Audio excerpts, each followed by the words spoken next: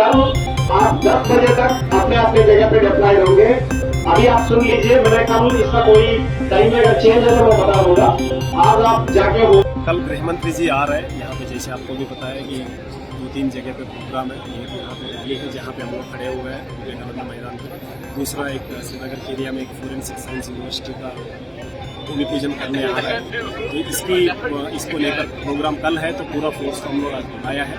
इसको ब्रीफिंग करके पूरा इस लोगों का कहाँ पे डिप्लॉयमेंट है, कौन सी तरीके से डिप्लॉयमेंट है, पूरा बता के जैसे आप देख रहे हो पूरा फोर्स को भी ब्रीफ करके यहाँ से अपना अपना जगह पे ड्यूटी के लिए हम लोग भेज देंगे। कितने फोर्स डिप्लॉय किया है और इसमें सीआरपीएफ कितना है?